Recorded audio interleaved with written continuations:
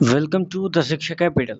हम बात कर रहे हैं हिंदी साहित्य का सरल इतिहास, जिसके लेखक हैं, आलोचक हैं डॉक्टर विश्वनाथ त्रिपाठी जी, और जिनके आचार्य हैं, गुरु हैं आचार्य आचार्य प्रसाद द्विवेदी जी, जिनके इतिहास में 3 ग्रंथ मिलते हैं: हिंदी साहित्य की भूमिका, हिंदी साहित्य का आदिकाल, हिंदी साहित्य उद्भव और विकास। तो हम हिंदी साहित्य के सरल इतिहास पे बातचीत कर रहे हैं।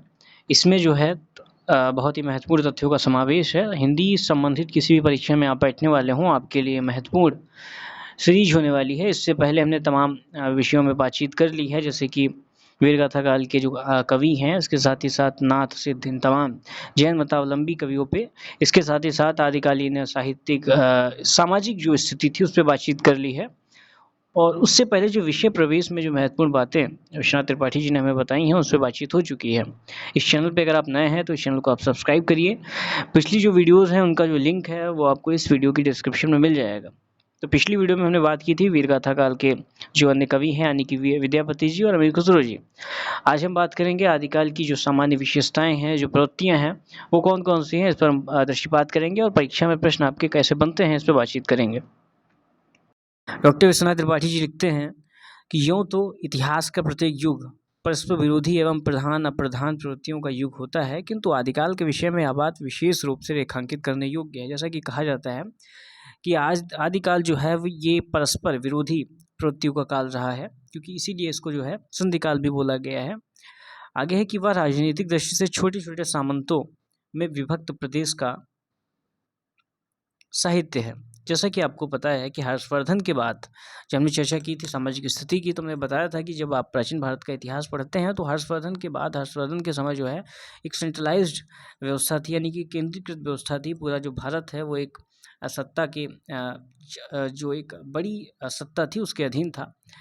यानी कि अगर आप देखें, देश का बड़ा हिस्सा एक शासक के अधीन था, इस तरीके से आप कह सकते हैं। जैसे कि अगर तत्कालीन परिवेश में आप देखें तो जैसे कि कोई भी पार्टी है इस समय, जैसे कि भारत के अंदर देख ले तमाम पार्टियां हैं, तो जिस पार्टी की सबसे अधिक सीट्स हैं, यानी कि जिसकी सबसे अधिक राज्यों में जिसकी पहुंच है, सत्ता है, उसकी सरकार है, गवर्नमेंट है, तो उसका क्या है, वो एक तरीके से जो दिल्ली में बैठा है, जिसकी गवर्नमेंट जो है पूरे भारत के अंदर अधिकतर सीटों के साथ बनी है। तो केंद्रीकृत जो सत्ता है वो इसी तरीके की सत्ता होती है, जहाँ पे जो है एक बड़ा हिस्सा, देश का एक बड़ा हिस्सा जो है एक शासक के अधीन है, यानी कि एक शासक के अधीन है। इस तरीके से जो केंद्रीकृत व्यवस्था है वो हर्षवर्धन के समय हमें दिखाई पड़ती है, और हर्षवर्धन के बाद लंबे समय तक हमको केंद्रीकृत सत्ता नहीं दिखाई पड़ती। और उसके अभाव में क्या होता है, उसके अभाव में जो है जो पूरा का पूरा देश है ये अलग अलग हिस्सों में, रियासतों में बँट जाता है, और वहाँ के अपने अपने राजा होते हैं। राजाओं के जो क्षेत्र होते हैं वो सुनिश्चित थे, वो अपने राज्य विस्तार के लिए तमाम युद्ध करते हैं और चीज़ें करते हैं। इसलिए आदिकाल में आपको वीर रस प्रधान रचनाएँ मिलती हैं, श्रृंगार रस प्रधान रचनाएँ मिलती हैं। 2 तरीके की रचनाएँ आपको मिलती हैं, जिसमें वीर रस जो है वो अंगी रस के, यानी कि प्रधान रस के तौर पे, मुख्य रस के तौर पे सामने आता है कि युद्ध वगैरह वहाँ पे ज़्यादा हो रहे हैं, सामंत लोग आपस में युद्ध कर रहे हैं, लड़ रहे हैं, तो उनके देश से बाहर, यानी कि उनके क्षेत्र से बाहर की जो स्थिति है वो विदेश की है, और उनके क्षेत्र की जो स्थिति है वो देश की है। इस तरीके की उस समय व्यवस्था थी। तो किसी केंद्रीय सत्ता का अभाव है उस समय। उसके पूर्व में, यानी कि जो जिक्र यहाँ पे हुआ था कि वह राजनीतिक दृष्टि से छोटे-छोटे सामंतों में विभक्त प्रदेश का साहित्य है, जो कि आदिकाल की यहाँ पे चर्चा हो रही है। किसी केंद्रीय सत्ता का अभाव है। उसके पूर्व में पाल, पश्चिम में प्रतिहार और दक्षिण में राष्ट्रकूट प्रबल हैं। ये स्थितियाँ बताई जा रही हैं कि उस समय के जो तमाम शासक हैं, तमाम वंशों से आते हैं, उनकी स्थितियाँ क्या हैं। केवल जो गढ़वाल हैं, यानी कि जो गोविंद चंद्र देव हैं, इस काल में मध्य प्रदेश के प्रतापी नरेश हुए, लेकिन उनके जो पूर्वज थे और वंशज थे उनका वैसा प्रताप नहीं देखने को मिला।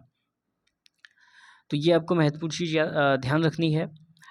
धार्मिक दृष्टि से यह अनेक ज्ञात अज्ञात सांप्रदायिक साधनाओं का काल है, जैसा कि हम चर्चा कर चुके हैं नाथों के विषय में, सिद्धों के विषय में। इसके साथ ही साथ जैन मतावलंबी धर्मानुयायियों के विषय में हम लोग बातचीत कर चुके हैं। तो बौद्ध धर्म का पूर्व प्रभाव नहीं रह गया था। जैसा कि आपको पता है कि बौद्ध धर्म का जो विकृत रूप है, यानी कि बिगड़ा हुआ रूप है, वो आपको वज्रयान में मिलता है। और बौद्ध धर्म का जो पहले प्रभाव, जो पहले की स्थितियाँ थी, जैसे कि आपको पता है 2 मुख्य शाखाओं में बटा, महायान, हीनयान। उसके बाद में जो कालांतर में शाखा बनी इनकी, एक नई तरीके की जो व्यवस्था बौद्ध धर्म में हमको दिखाई पड़ती है, वज्रयान में दिखाई पड़ती है। तो बौद्ध धर्म का पूर्व जो प्रभाव है वो नहीं था। आगे कि बौद्ध धर्म से विकसित महायान, वज्रयान एवं नाथ सिद्धों की साधना सामान्य जनता में स्वीकृत हो पाए यह संभव नहीं था। तो ये उस समय की स्थिति बता रहे हैं डॉक्टर विश्वनाथ त्रिपाठी जी। जैन मत का प्रभाव मध्य देश की अपेक्षा पश्चिम में था, यानी कि जो जैन मत है, जैसा कि मैंने चर्चा की थी कि जैन मत से जुड़ा हुआ जो साहित्य है, सृजन है, उसका जो है वो गुजरात में, राजस्थान में और दक्षिण भारत में जो है हमें मिलता है। तो जैन मत का जो प्रभाव है वो मध्य देश की अपेक्षा पश्चिम में था, ये सब बता रहे हैं। भाषा की दृष्टि से अकाल, अपभ्रंश और हिंदी का संधिकाल है। जैसा कि आपको पता है कि अपभ्रंश जो है हिंदी का पूर्ववर्ती रूप है और अपभ्रंश के केचुल को छोड़ती हुई, जैसा कि लिखते भी हैं कि अपभ्रंश की केचुल को छोड़ती हुई हिंदी अपना स्वरूप ग्रहण करती है। तो इस तरीके से एक कथन आता है डॉक्टर विश्वनाथ त्रिपाठी जी का, जिसका हमने जिक्र किया था। तो भाषा की दृष्टि से अकाल, अपभ्रंश और हिंदी का संधिकाल है। 10वीं शती के आसपास से अपभ्रंश का प्रभाव क्रमशः क्षीण होता जा रहा था और हिंदी भाषा की प्रवृत्तियाँ उसका स्थान लेती जा रही थी। जब हमने चर्चा की थी इससे पहले जब हमने विषय प्रवेश में बातचीत, विश्वनाथ त्रिपाठी ने हमको बताया कि जो अपभ्रंश है वो हिंदी जो है वो अपभ्रंश से किस तरीके से अलग हो रही है। उसमें 3 प्रवृत्तियाँ प्रधान तौर पर सामने आई थी, जिसकी चर्चा हमने की थी कि परसर्गों की अधिकता, तत्समीकरण, इसके साथ ही साथ जो क्षतिपूरक दीर्घीकरण है, इन 3 चीज़ों की चर्चा हुई थी, जिनकी वजह से जो है हिंदी अलग मार्ग की तरफ अग्रसर होती है और हिंदी अपभ्रंश से अलग होती है। तो ये चीज़ें महत्वपूर्ण है, आपको ध्यान रखना है। इसकी चर्चा हमने की थी। आगे है हिंदी साहित्य के आदिकाल में जो साहित्य मिलता है वह अधिकांशतः अपभ्रंश हिंदी का साहित्य है, शुद्ध अपभ्रंश या शुद्ध हिंदी का नहीं। ये महत्वपूर्ण बात आपको ध्यान रखनी है। जैसा कि आपको पता है कि कुछ आलोचक ये भी मानते हैं कि जो हिंदी का साहित्य का इतिहास है वो समृद्ध तौर पे जो हमको भक्तिकाल से देखने को मिलता है, जैसा कि आप जानते हैं, विदित है आपको। तो आदिकाल समाप्त होते होते दिल्ली के सिंहासन पर अलाउद्दीन खिलजी जैसा शासक दिखलाई पड़ता है, जो मध्य देश ही नहीं लगभग समूचे देश पे अपना शासन स्थापित करता है। आपको पता है कि इस तरीके से जब आप प्राचीन भारतीय इतिहास पढ़ते हैं तो गजनवी के बाद फिर गौरी, उसके बाद किस तरीके से जो है कुतुबुद्दीन ऐबक जो है वो गुलाम वंश की स्थापना करता है और ये तमाम चीज़ें होती हैं। बख्तियार खिलजी होता है, अलाउद्दीन खिलजी होते हैं, किस तरीके से देश के अलग अलग हिस्सों में जाके जो देश की मूलभूत चीज़ें हैं उनको ख़त्म करने का प्रयास करते हैं। तो ये चीज़ें आपने हिस्ट्री में पढ़ी होंगी, तो ये चीज़ें आपको ध्यान होनी चाहिए। जो मध्य देश ही नहीं लगभग समूचे भारत पे शासन स्थापित करता है। आपको पता है कि जो कुतुबुद्दीन ऐबक है वो दिल्ली में शासन की बागडोर संभालते हैं और उसके साथ ही साथ जो है गुलाम वंश की नींव डालते हैं। तो इस तरीके से आगे है कि तो यहाँ पे अलाउद्दीन खिलजी का जिक्र है कि क्या दिल्ली के सिंहासन पे अलाउद्दीन खिलजी जैसे शासक दिखाई पड़ता है और वो एक सेंट्रलाइज व्यवस्था बनाता है। विद्यापति खुसरो की रचनाओं एवं उक्ति व्यक्ति प्रकरण जैसी कृतियों में, यानी कि रचनाओं में आधुनिक भारतीय आर्य भाषाओं का रूप स्थापित दिखाई पड़ता है। उधर धार्मिक क्षेत्र में महान भक्ति आंदोलन या छोटी छोटी साधनाओं का सार ग्रहण करके धर्म को लोक का व्यापक क्षेत्र प्रदान करता है। जैसा कि आपको पता है भक्ति, इसके बाद आप भक्तिकाल पढ़ेंगे और भक्तिकाल में जो है जाहिर सी बात है, नाम से ही जाहिर है कि भक्ति जो है प्रधान है, यानी कि किस तरीके से भक्ति आंदोलन हुआ और इन सब की हम चर्चा करेंगे कि किस तरीके से आचार्य रामचंद्र शुक्ल हैं वो अपने हिंदी साहित्य के इतिहास में कौन सी बातें कहते हैं और आचार्य हजारी प्रसाद द्विवेदी और तमाम आलोचक उनकी बातों का खंडन करते हैं। जिस तरीके से आपको पता है कि भक्ति आंदोलन के पीछे आचार्य रामचंद्र शुक्ल जो हैं वो इस्लाम के आक्रमण को एक बड़ा कारण मानते हैं, जबकि आचार्य हजारी प्रसाद द्विवेदी इसको बड़ा कारण न मानते हुए एक सांस्कृतिक प्रवाह मानते हैं। तो ये चीज़ें आपको ध्यान रखनी है, परीक्षा के लिहाज से महत्वपूर्ण है। भक्ति आंदोलन के विषय में हम पढ़ेंगे किस तरीके से कहा जाता है कि भक्ति ग्रामीण उपजे लाए रामानंद, प्रकट किया कबीर ने सप्तद्वीप नवखंड। तो ये कुछ मूलभूत चीज़ें, ये आपको आदिकालीन जो प्रवृत्तियाँ हैं परीक्षा के लिहाज से महत्वपूर्ण हैं, चाहे आप BA में हो या MA में हो अथवा किसी भी कम्पिटिटिव एग्जाम में बैठने वाले हों। ये परीक्षाएँ आपके, ये जो परीक्षा के लिहाज से आपके लिए महत्वपूर्ण वीडियो होने वाली है। जैसा कि मैंने बताया, अगर इस चैनल पे आप नए हैं तो इस चैनल को सब्सक्राइब करिए ताकि जो अगली आने वाली वीडियो है वो आप तक पहुंच सके। तो आदिकाल की जो सामान्य विशेषताएं हैं, जो प्रवृत्तियां हैं, इन पर हमने बात की, किस तरीके से परस्पर विरोधी प्रवृत्तियों का काल रहा है और किस तरीके से जो है राजनीतिक जो केंद्रीकरण सत्ता है उसका अभाव रहा और उसकी वजह से जो है किस तरीके का साहित्य रहा। आवागमन की जो स्थितियाँ थी वो आज की जैसे सामान्य नहीं थी, तो उनकी जो रचनाएँ हैं आदिकालीन रचनाकारों की, उसमें क्षेत्रीयता का रंग अधिक है, भाषाओं का रंग क्षेत्रीयता भाषा की अधिक है, क्योंकि रचनाकार जो है ज़्यादा इधर-उधर नहीं जाते थे, क्योंकि आवागमन का जैसा कि मैंने बताया अभाव था, तो वो वहाँ की जो क्षेत्रीय भाषा है उसका प्रभाव जो है उनके ग्रंथ पे अधिक दिखलाई पड़ता है।